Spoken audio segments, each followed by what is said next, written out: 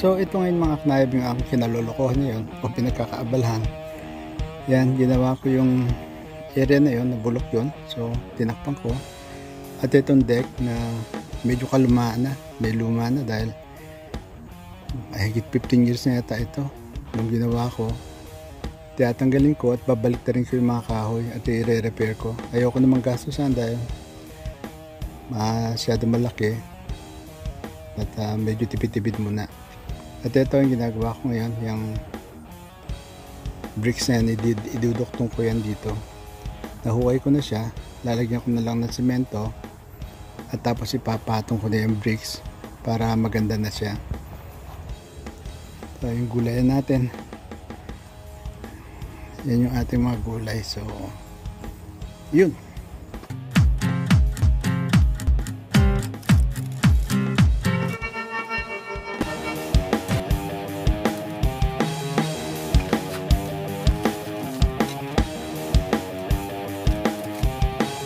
Umpisa na natin mga knayab. Ito, nilalagyan ko na siya ng semento. Ang purpose nitong semento na to, ito ang gagawin natin na pang level sa kanya. Mas maganda itong semento dahil unang-una, didikit siya at madaling ipan level at permanente na siya dyan. Hindi na siya gagalaw.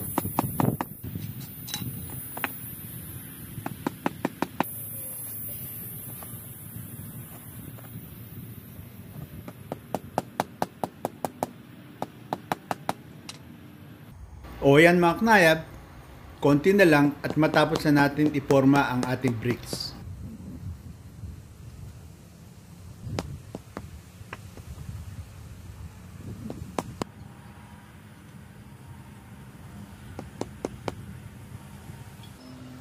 Ayan, natapos ko ng ilatag at ngayon didiligan ko para mabasa yung semento at tumigas. Good morning mga knayab. Second day ng ating project at sigurado matigas na yan yung mga sementong inilagay ko dyan. At ngayon naman aayusin natin, tatampakan na natin ang lupa at aayusin natin yung damo at yung ating deck isusunod na natin. At dito naman pupunuin ko na ng lupa at ibabalik ko na yung matinanggal kong lupa at papantayin ko itong lugar na ito. At kinakailangan din medyo pitpitin yung lupa para sa ganun hindi siya lulubog pag ito'y tumagal at nabasa ng tubig. At ngayon naman, ibabalik ko na maayos ulit yung aking inangat na turf. Itong turf ay isang klase ng tela na nilalagay para sa mga lugar na ayaw mong tubuan ng damo.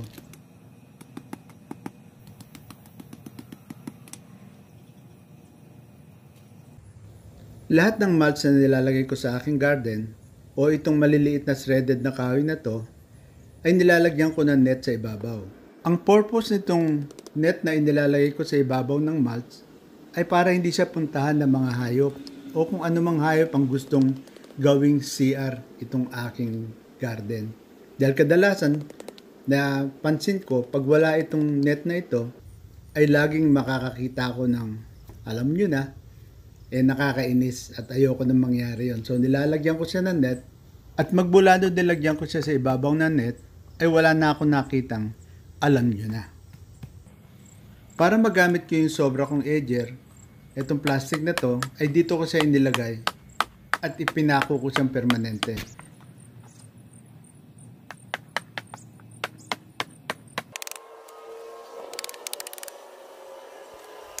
Maglalagay din ako ng steps papunta doon sa ating deck. At ito ang gagamitin ko, mga paver stone. Ang gagawin ko rito, ihuhukay ko siya at ibabaon ko lang eksakto lang na pantay doon sa damo. At para pantay, ginamitan ko siya ng reciprocating saw. Reciprocating saw. Napakahirap i-pronounce.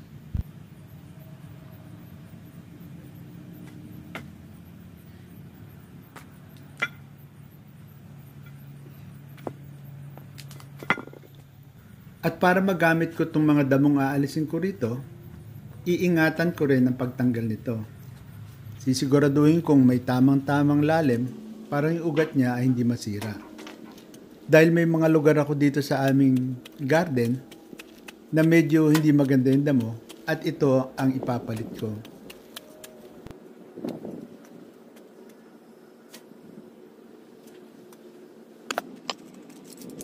At ito na mga knayab, natapos ko nang ilagay yung tatlo, so isa na lang ito at tapos na tayo sa ating walk papunta sa ating deck.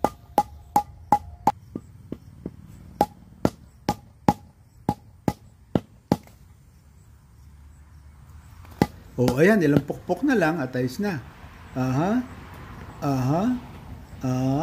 Mukhang okay naman siya. Approve. Ngayon naman, ipoporma ko na yung deck at ibabalik.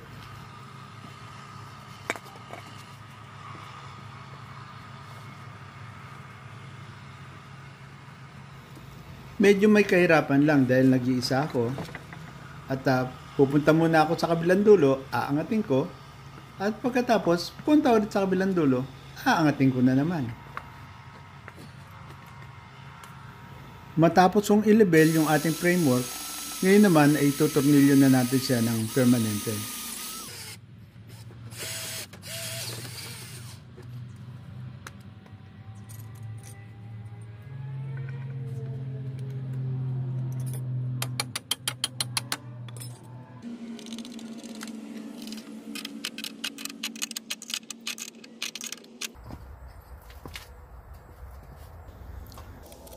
So para hindi tayo time consuming at baka humaba ang video, may mga ibang area ko na ipinapass forward.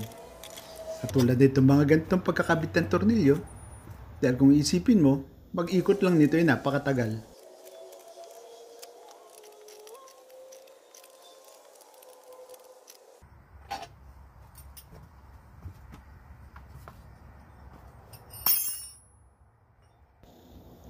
Nung ginawa ko tong deck na to, tawag ko nga dito mini deck, napakaliit eh.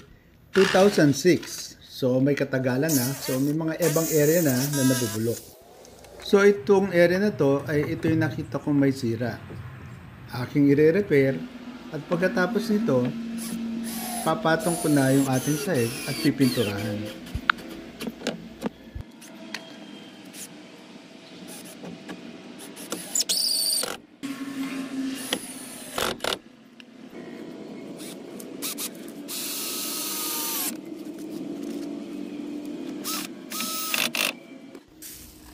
Isa pang napakadaling gamitin na tools sa ating pagkukumpone ay itong reciprocating saw.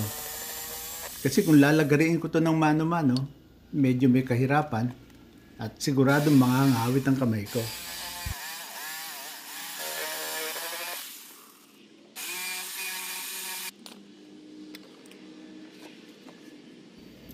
Matapos kong gawin yung framework, ibabalik ko na yung sahig. Katulad ng nasabi ko sa una kong video, sa umpisa nito, babalik na rin ko yung ating sahig. Dahil yung ibabaw nito medyo may kalumaan na at yung likod napansin ko maganda pa.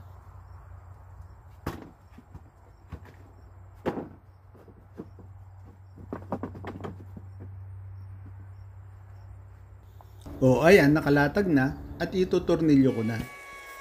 At para hindi kayo mainip mga knayab, music please!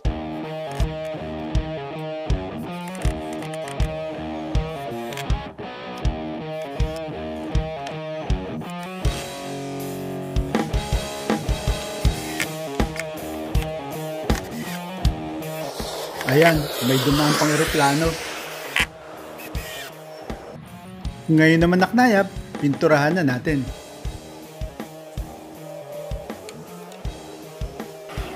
O ayan mga knayab, may eroplano ulit. Tabi kasi kami ng airport.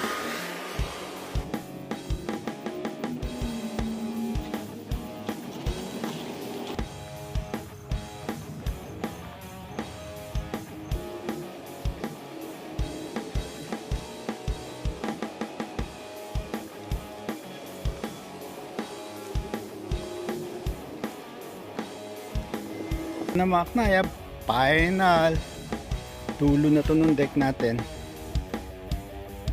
Yan, matatapos na ako. Ayan na siya. konting pahid na lang, tapos na. So ayan, ilang stroke na lang yan. Yun, talagang pag may tiyaga may nilaga mga knayab. Natapos din ang aking masalimuot na trabaho. Okay, tapos nito, pag natuyo, titingnan ko na lang yung mga lugar na hindi ko pa natamaan o na hindi na pa napinturahan at reretokihin ko. So ayan na knayab yung ating ginawang walk. At ito naman yung deck na ating tinapos. Tapos na ang ating project dito sa likod. Natapos na rin natin.